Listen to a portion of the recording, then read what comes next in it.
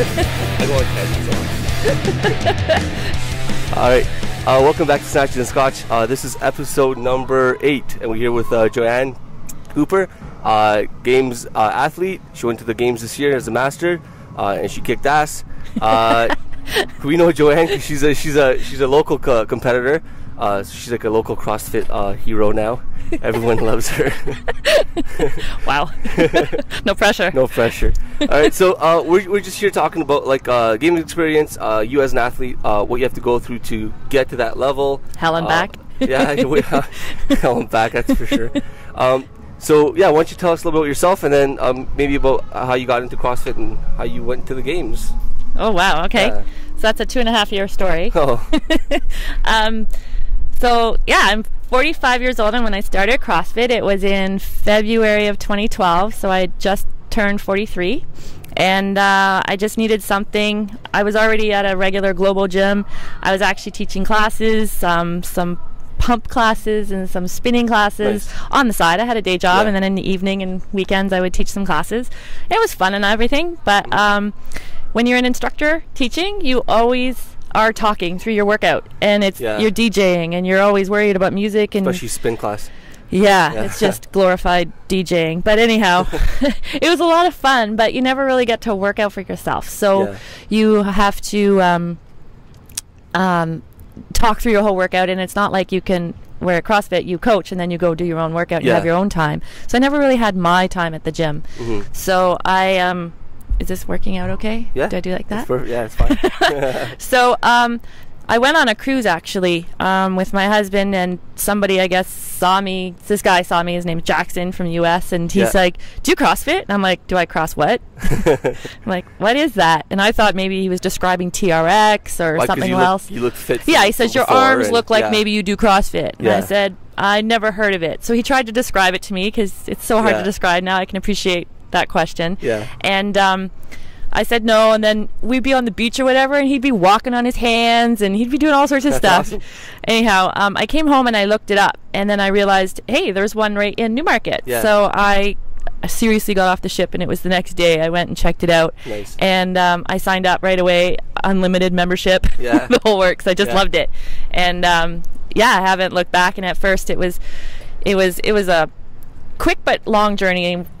At the same time. So I was on a trainer bar, and I didn't know what a snatch was, and I couldn't remember the difference between a clean and jerk and a thruster, because to me they're so similar.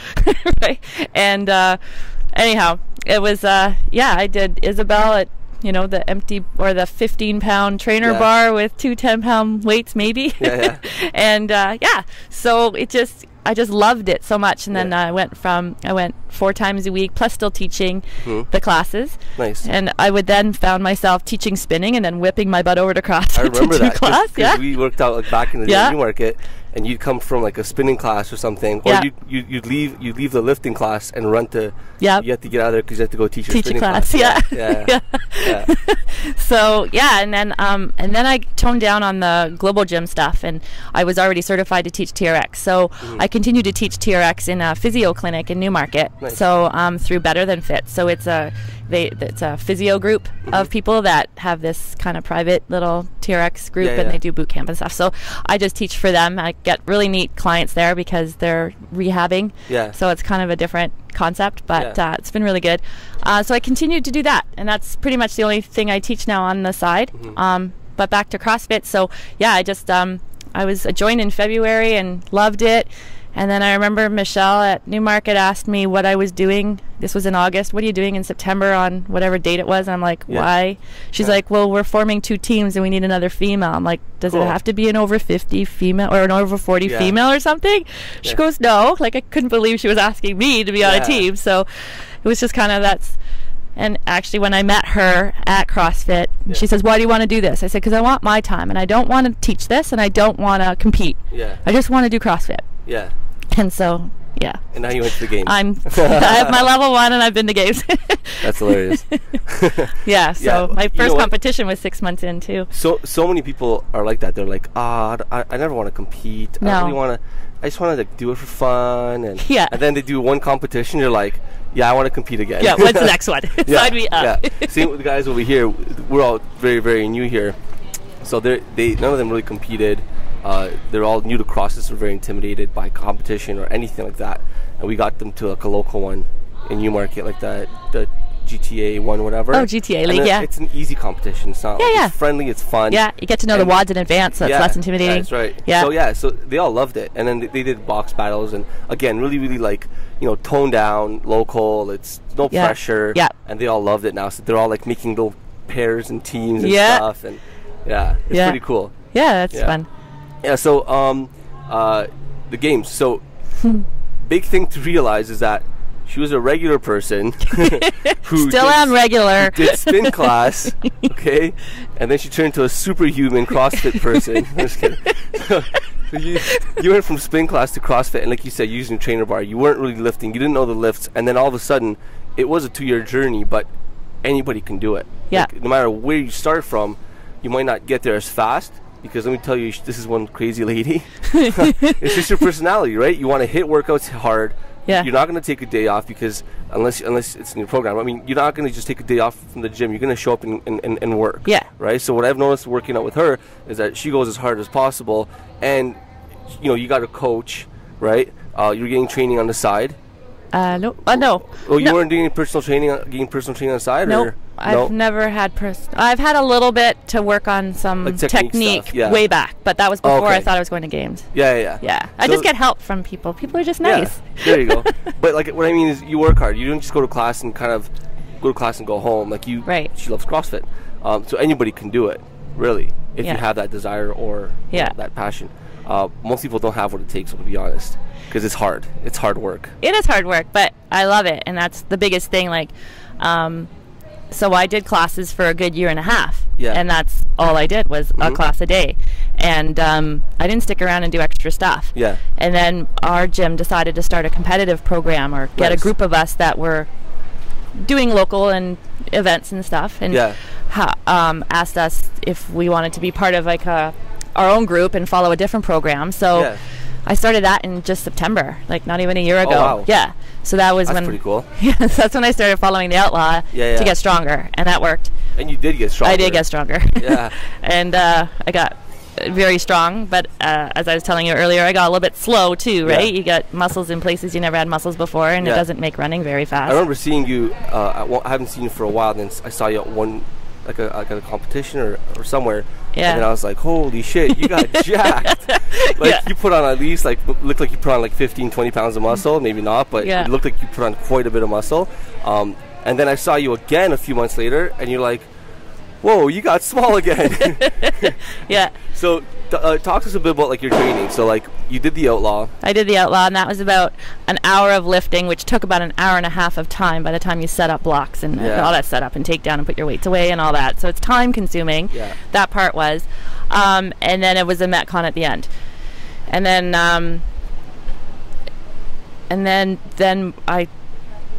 I would do the occasional class because I missed that. I was working off in the corner of my gym all by myself, or maybe there was another person in the competitors program, but that kind of got lonely in the back. Yeah. So sometimes I would pop into a class if I liked the programming. Yeah, if it's a workout you love. She works up by herself in the back of the class from her own program. Yeah. So I missed the community part. You missed the community part. You missed the high fives at the end. There's nobody there to high five me. No one's pushing you. Like you gotta be really intrinsically motivated to go through that. Yeah. Yeah. Can I address the bulking thing, because it's a woman thing? And sure. Especially, some people look at me and go, I want to look like you, and some people look at me and go, I never want to look like her. Actually, interesting you said that. The interview we did with Ashley Smith, that's what the interview was based on. Okay. Yeah, same deal. So go ahead. Yeah. So when I started CrossFit, I was 138 pounds ish. Yep. I think I recall that. And 6 weeks later, I probably dropped 5 pounds, and I'm pretty sure it was all body fat. I got thin, and not too thin. I just thinned out, leaned out. Yeah. And that was just 6 weeks in of 2 to 4 times a week, plus my regular stuff I was already doing. And then it wasn't until I started getting my numbers up. So meaning I was lifting heavier weights. I was doing WODs RX. I was, PRing regularly. And I was starting to be, strong for being a female and being over 40. I was starting to stay up there with what I would call the big girls at my gym, right? Yeah. And that's when the body changed again. So it wasn't really until I started lifting heavy that then I got stronger, and you have to look that way too. And then probably I peaked at games, of course. That's where you want to peak. And I was 143. So I'm actually only 5 pounds heavier. It's not that much. But my body fat came down, and muscle low. takes less space. So my clothing size when I was 138, my clothing size is actually smaller than it was when I was 138 pounds. So it's just you end up getting cut. You don't get bigger. So I just wanted to say that your size doesn't change, and if it does, it actually gets smaller. But because there's so many people that just think that they don't want to get all muscular and stuff, but my favorite thing was when we talked to Ashley, and she said, one of her clients said, "I never want to look like you." Right? She's like, "No offense, good for you, but I never want to look like you." And Ashley's like, "I was thinking this, I wanted to say it, but I didn't." And she's like, "You don't have the effing balls to look like me because it takes a lot of work. It takes you got to work pretty hard. A, and B, it's genetics. A lot of it's genetics, and like." Certain people are built different ways. So for me, I pack on muscle pretty quickly, and for me to like lose body weight, I gotta like really watch my nutrition, like seriously watch my nutrition. Other guys have a hard time putting on muscle, and they can eat whatever they want, and they won't get big. You know what I mean? So, I mean, it's a tough thing to go around. But at the end of the day, I love CrossFit because it's focused on performance and what you can do and what you can accomplish, and not what you really look like. So. I mean, I love it so much. I tell people I don't care if it made me 10 pounds overweight. I'd still do it because that's how much I love it. I don't do it for the aesthetics. It just is a byproduct. That's exactly it. People come in, you're like, I want to look really good in 6 months. Can I do that? I'm like, depends what you eat. I don't know. I'm like, CrossFit's going to get you fit. It's not going to make you look good naked unless you pair that with a good diet, right? So, So the games, how were the games getting to California? And then because I remember watching the first one, the deadlift ladder. And I almost cried a little bit, I'll be honest. I was getting a little emotional because, dude, you were so, I've never seen anyone just so happy.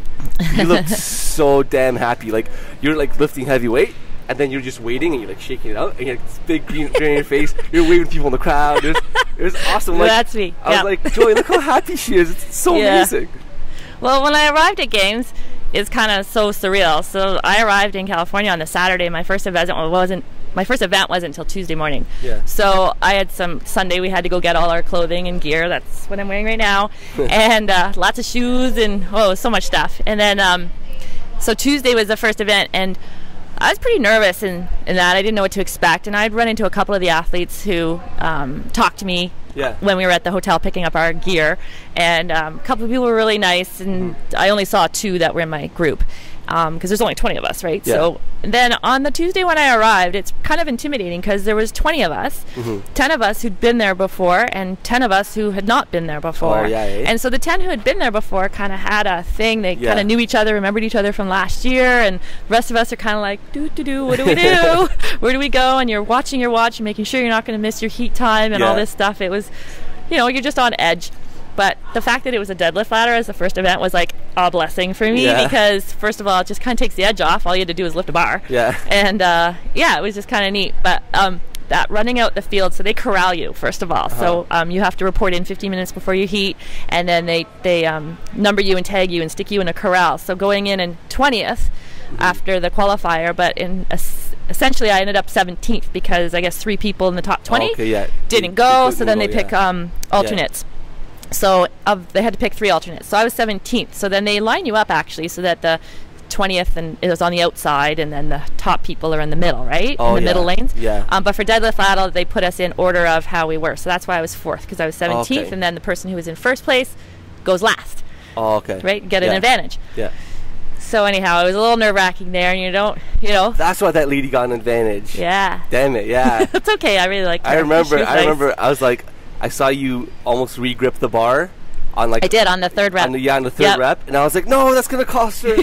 And then sure enough, she got 1 more. I'm like, if she didn't re-grip that bar. I know. So anyhow, they lined us up, and we're going through, and I was relaxed at that point. As soon as they called us out and we're running on the field, I almost cried myself. Because it's like, yay, I made it. The biggest part about qualifying, the hardest part is qualifying for games. Like, that's a lot of work. We had to do the open and get in the top 200 this year. So unlike last year, it was top 20. I placed 30th after the Open, so I was really thankful for the opportunity to do the qualifier in April on the Easter weekend. They posted 4 WODs. They had to be videotaped and judged, and we did the 4 WODs over 4 days on Easter weekend, and that's how I placed 20th, because that helped me out. Awesome. Yeah, so I was really happy for that. Do they pair the Open and the Easter WODs together?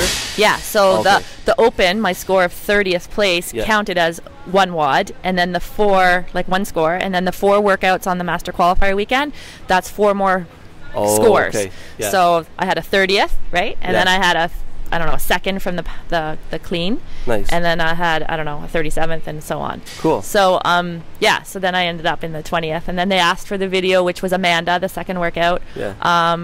Asked for the videos of those. And so they only asked us for 1 video. And then you wait patiently for that validation email that says your video's good, and then you get the invite that says, do you accept or decline, and there's no hell yeah but there's just accept or decline, so you accept, and then the next page is please pay $200 to compete. But the next page then asks you all your clothing size, so that's pretty fun. That's pretty cool. $200 to compete the games. That's cheaper than some local competitions around here. So then that qualifying part is long, right? It starts at the beginning of March, and that's 6 weeks really for a Masters to stay well and to do well and to repeat WODs. Like I did every Open WOD more than once. The Master Qualifiers I only did once, one and done. And then you got to stay well for 12 more weeks between then and games. And I think that's really hard from a Masters perspective. Not that it's hard, but it's worrisome. Because you got to stay peaked. It's like you almost peak at qualifying, and you got to hold that as much of that peaking. Yeah. So actually, games. I deloaded a little bit after, because there was only 3 weeks between the Open and the qualifier. So I deloaded just for a couple of days after the Open, just regroup, and then I went right back at it. The qualifier I deloaded for a week, and then a week before games I deloaded again. Cool. So, that makes sense. But it's just staying well. I mean, everything from it's winter and you don't want to slip on the ice and sprain an ankle. Yeah. I'm an avid slalom water skier. So I only went once this whole summer leading up to the games, because what if, right? Like, you're just a little extra careful, but at the same point, you don't want to risk it. You work so hard for it. You're not going to blow it on one thing. And also, like, I remember it was the beach WOD, and you were, like, killing it. And I was like, why does she suck on the balance beam? I'm like, is that, like, her weakness, the balance beam? She couldn't walk a balance beam? And then you're like, yeah, I didn't want to fall and hurt myself. And then sure enough, Justin couple people did. Fell off and hit the edge, like right in his ribs. That he got a cut too. And there's another guy that rolled an ankle. Oh man! So I did what I could, but I didn't want to lose control. So if I felt I was going to fall off, I just stepped off. Yeah. So, and then even the weaving in and out for that sprint through the pickets. Yeah, the cuts. The sprint thing. The ACL zigzag. Tears. Yeah, I almost walked it. Yeah. But you got to do what you got to do. Just got to be careful, right? That's all right. Yeah. Yeah. That's cool. Why did you do that WOD anyway? Just for fun, or? I signed up for it before I never thought I would qualify for games. That's just ridiculous. So I had signed up for it, and everyone's like, "Why is she here? She's going to the games like in a couple of weeks." Like, I love the UG Series WODs though. I love their stuff. It's so fun. And so I didn't want to miss out. Yeah. And I was waiting to see what the WODs they posted, and I figured, you know what? Like, I'll go, and if I feel comfortable doing 2 of them and not the other 2 for risk, then I'll just do 2 of them. Like, yeah, they were a lot of fun. That was my first one at the beach, and that was a ton of fun. Won't be your last. Except the 5K run. I didn't like that one at all. You didn't like that one? Not so much. If we have a running workout after this, I'm yes, we do. You're going to end up running 2.8 today. Oh, my God. That's a lot. All right, we're going to take a break, and we'll be back soon. All right? Welcome back to Snatch the Scotch. This is part 4 of our multi-part video series on the functional dumbbell. Part 4, we're going to cover squatting and dumbbells. Squatting is probably the most essential movement you could possibly master. It takes a long time to get a really good squat. Most people out there think they can squat really well, but there's always something you can work on.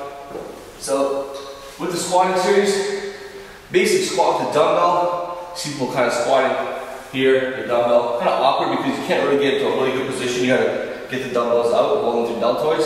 So I don't like squatting like that very much. So squat I like to do is a lot of front squatting with dumbbells. So from here, brace my core, squat down. All right, from the side.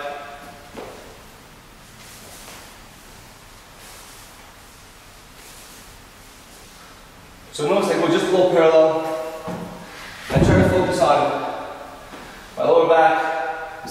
straight. As I go down, I'm going to pull my hips down, and he's going to shoot forward. And that's basically my sticking point right here. It's as low as I should go if I go any lower. Kind of fold in. Alright, a little tight in the hips right now. So, just be careful with that and kind of know how low you should go. You should go, the lower the better, but you should only go as low as possible while still in a big position, okay? The next one I'm going to do is a goblet squat. It's kind of awkward with this. I like to use a kettlebell. But with this right here, you hold it right in your chest, elbows in, okay? Shoulders back, nice and raised.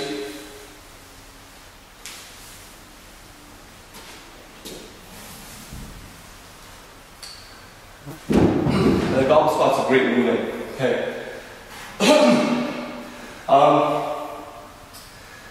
A movement I really like is squat jumps. So basically it's a squat with a jump. Now I said I don't like to squat with my dumbbells beside me with squat jumps. I do it. I don't like squat jumping in the front rack. It doesn't feel good.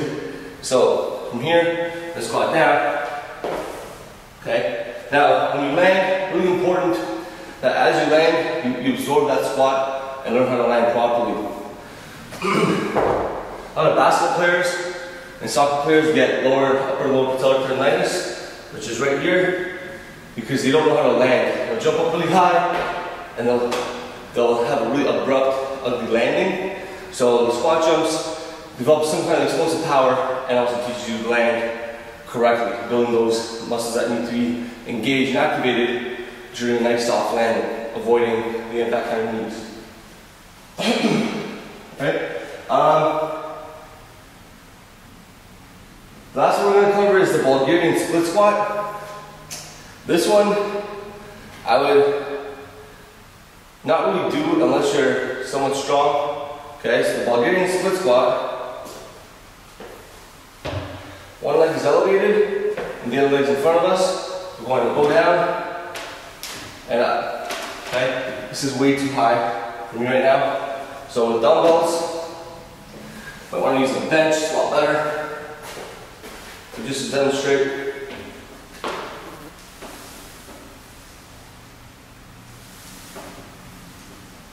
Alright. It's a pretty difficult movement to do. It takes a lot of strength and stability. It's a fantastic strength exercise if you can do it. I wouldn't start this high. I start with a bench. This is 18 inches. I probably go 12 inches, would be pretty good, and then kind of work my way from there. All right. So that's the squatting series. All right, and we're back. every time I say "all right, we're back," everyone's just laughing, and everyone knows there's no break. All right. Oh, we did a sprint. We just ran 5K. What are you talking about? Yeah, it's funny. All right. So. We just talked about games, competition, and how much fun it was, and awesome environment. What happened in that last workout? Oh my gosh! Because we were watching, and I was like, "She's doing one wall ball at a time. What's happening?" Yeah. And then I was talking to Can we just talk about the deadlift a little more? You're saying that they had a clear target. So the target was clear. It's a see-through plexiglass target. And the sun was behind the target. Yeah. And afterwards, talking with the tallerish athletes, so I think I was second tallest. Yeah. I'm 5'6", but the ones that seemed to be 5'5" and up, it was like just that moment when you come up, you're in the shade down below, and you're all good, and then you come up, and just before you release the ball, you look, it's like blinding, and you lose sight of where you're going. And the same thing happens when you come down, you lose sight of it. So, and it's 14 pounds, it's heavy, and so. I've watched the video now since, and I wasn't the only one screwing up, and I wasn't the only one where it landed on my head. Yeah. The other thing is we're standing on black surface, which is hot, and you can feel the heat through our shoes, which is retarded. Like, why? Yeah. Why not have us on a light gray or something? And they did have a gray one at regionals. Like did they? Yeah, at regionals, because I volunteered 2 years ago, and at regionals they have a gray foam flooring. Yeah. Under the rig. Which is an indoor event. They didn't even care about the color, but. This is black at noon. My event heat was at noon. Maybe it doesn't look in on California. Video. That's why. Yeah, maybe. And then So I don't want to complain about the equipment or anything, but yeah, that was the problem, and it was so hot. And we're also on a cushioned floor, so you know, if you're ever going to go to games or regionals, you should practice all your wall balls on 3 mats, because and I didn't wear my lifters because I always wear my nanos for that. It's really cushiony. Yeah, very, very cushiony. So like doing anything on that was a pain in the butt. It was really hard. Yeah. And so that sucked. That wasn't my favorite WOD. That was the only WOD I think I've ever done where I wish the time was going faster, like the clock was moving faster. Yeah. I just wanted to bail. Really hard. The box jumps were fun though. Yeah. Oh, I know, you killed the box jumps. Box jumps and the toast bar. When you first started, I was like, holy shit, Joyanne's going to win the CrossFit Games. You were like going through those boxes like it was nothing. And then the wall bars are like, oh, shit. But you know what? If you watch it again, you'll notice it's actually not the wall balls that slowed me down completely. I was stuck on the ring dips. Yeah. So we always practiced with the rings being as far apart from fingertips to elbow. Sorry, I'm not in the mic. But I got there, and Ryan was my coach, and I'm like, in the warm-up area, I'm like, look at how wide they are, and you can't adjust them. They're like built for a 6'2" guy. They were like probably that much wider than I would normally have them, so that made it extra challenging. And now I know I'm not going to complain. I'm just going to say, you know what, I'm going to take away from that, and I'm going to practice my ring dips now with rings wider. That's what you got to do. Yeah, and wall balls on a foam surface. That's right, with blindfolded. But so that wasn't my favorite workout, and it was really hot, and it's day 3. So then the last workout was the run, and then the burpee muscle ups, and 115-pound snatches, any style snatch. And I love power snatch, and I can normally do 5 touch and go at 115. That was our prescribed weight. So I'm thinking, they got a 6-minute timeline. I'll be done way before that. I didn't even finish. Because on day 3, 115 pounds from ground to overhead is heavy. Yeah. We were so tired. Like, everybody was bailing. Absolutely. You guys did so much. When you're there and you're working out on your own and your judge is counting your reps, all you're thinking about is, I can't believe how heavy this is. Why am I sucking at this right now? Normally I can do 5 in a row touch and go. But I'm not watching. You don't know what's going on around you. Now that I've had a chance to watch the video and I see all the athletes missed reps and all the athletes struggled with that weight, it's like, wow. It also opened my eyes to realize, like, the CrossFit headquarters programming is brilliant. They knew not to give us 125 pounds, because I was actually a little disappointed that the 40-year-olds got to do 125 and we only got to do 115. That's what went through my head when they announced that secret WOD. It's like, really? I want to do 125. But I'm really glad they gave us 115 now. Like, brilliant. Like, the amount of volume you guys did in that heat for 3 days is crazy. Like, it's just nuts. Like a regular competition, you do like 3 little workouts, and then you guys went to the games and you did like a ton of volume. Like, it was just, we did 8 in 3 days. Unreal. It was and then fun, that one, I'd do it again. Like, I could have the worst workout of my life, but if I'm at the games, I'll take it. It's awesome. So recovery is a big thing, right? Especially with masters athletes. I was talking to a guy the other day. This guy comes to our gym. He just actually does personal training, and he's 50 years old, and he runs, he swims, he bikes, he works out at a gym in Toronto, whatever. He's a cottage up here. So we were doing a workout on the beach on Saturday, and he came to join us, and he's like, you know what, like, I'm 50, this guy is shredded. He's 50 and shredded. And he's like, I'm in really good shape. He goes, you can still get in better shape as you get older. He goes, every year I'm better and better and better shape. He goes, but man, if I get hurt, it's like game over. Or if I don't watch my diet, or if I don't, like, recover properly, he's like, I'm just destroyed. He's like, the only difference is from 20s to your 50s, well, this is his words, not mine, is that ability to recover and that ability to, like, fight off injuries and stuff like that, right? I think the biggest difference is your strength goes down substantially as well, but I mean, I don't think when I'm 50 I'm going to be as strong as I am now, but you're going to be stronger. I don't know. I'm stronger now than I was 3 years ago. I hope I'll be stronger. 50 snatching 320 pounds. You never know. But yeah, so the recovery and nutrition thing. Talk a little bit about that. Like, so recovery. I'm not really good at taking rest days. I used to be really bad at rest days. And I didn't think there was such need for rest days. But then, thankfully the gym was closed when I used to do classes. It was closed on Sundays, so that forced me to have a rest day, and I would take those. But once I started training competitively and lifting, like what I was saying, and doing all that, then I realized how important rest day is. And there was 2 rest days on that program, Thursdays and Sundays. But I would actually do my own extra stuff on Thursdays, stuff I needed to work on, but I didn't lift a bar.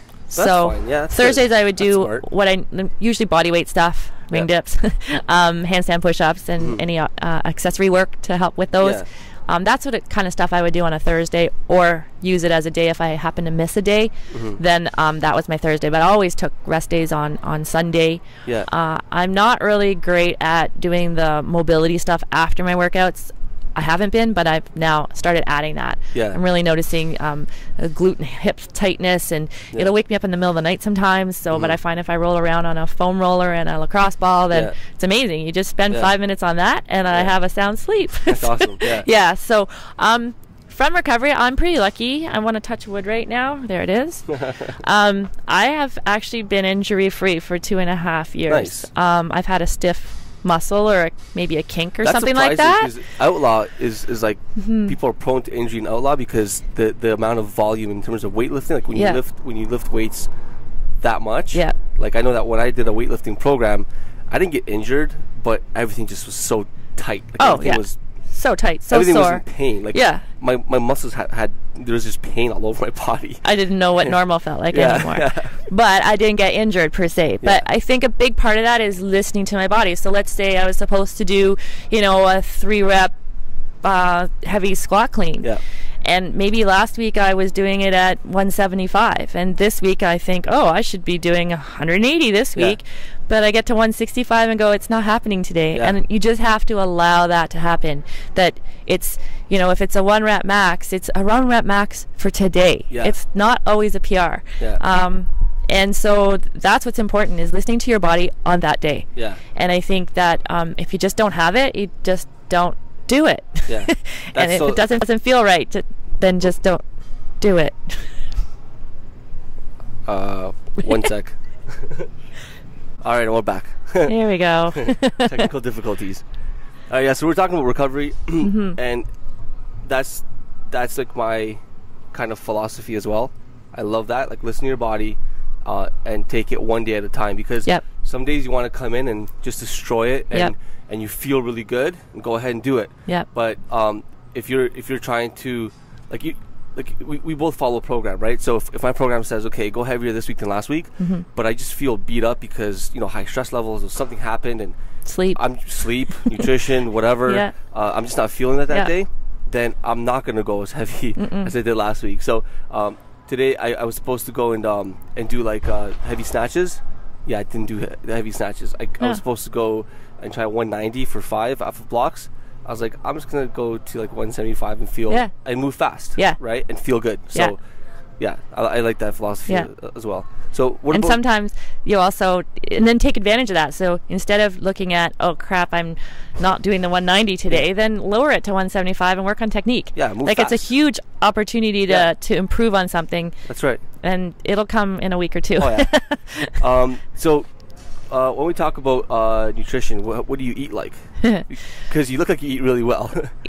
I eat really well. I eat really well Monday to Friday. And I do. I pretty much follow zone. I'm not paleo.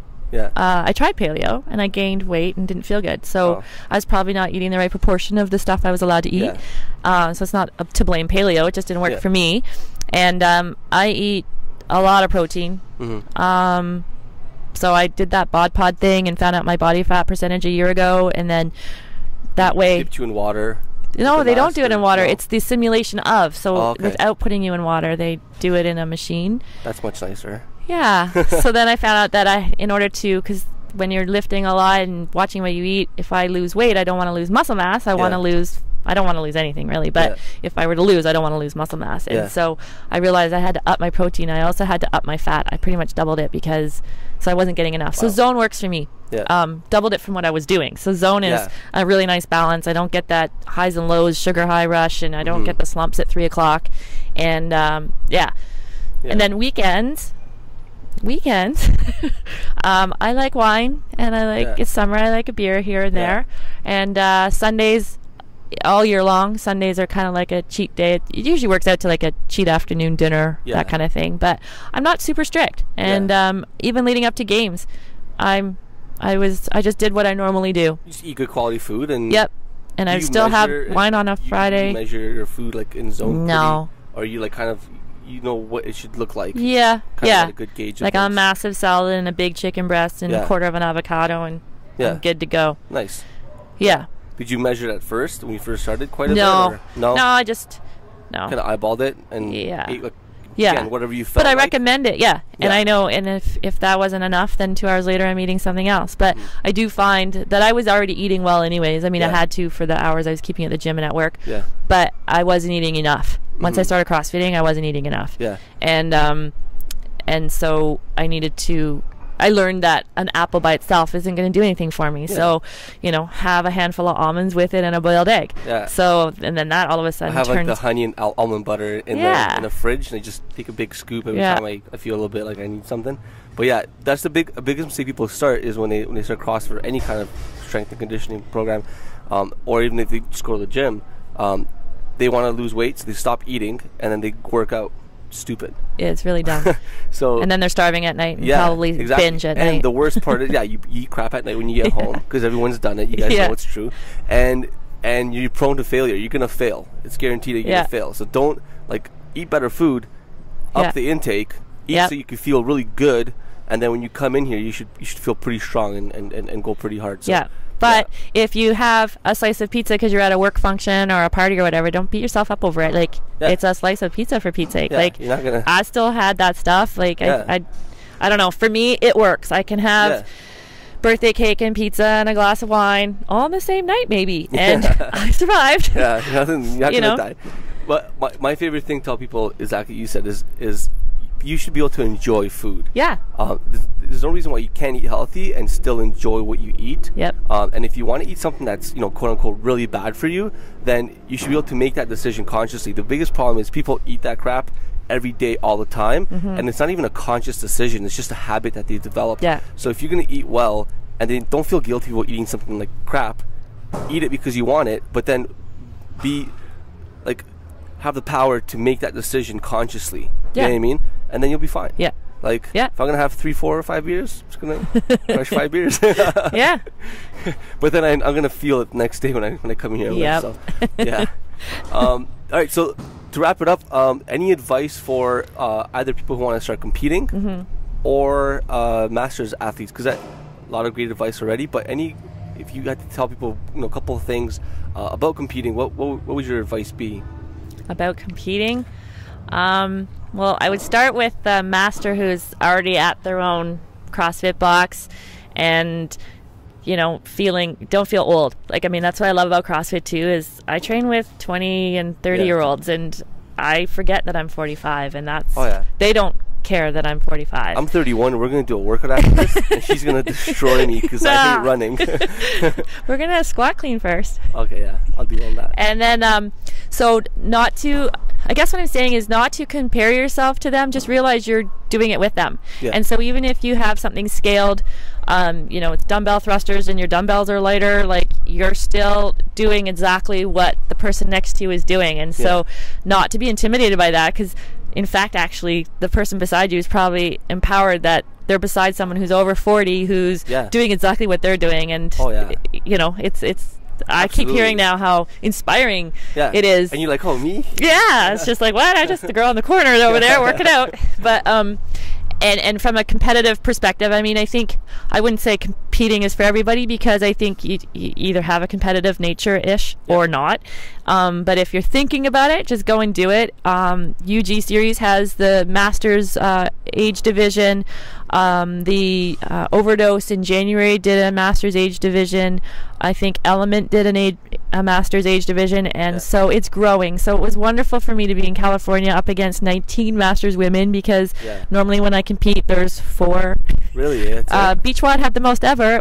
There were 8 women. Nice. It was nice. It was a nice treat. It's still not that much, though. It's not. There's a ton of athletes there. Yeah, and so I'm seeing it grow, and I hope it does continue to grow. And it's they do scale the masters workouts to be the same as scaled workouts. But another piece of advice I would say is if you're worried about competing, you don't have to compete as an individual. Go on as a team. Yeah, that's great advice, because competing with a partner or on a team is easy, and it's fun.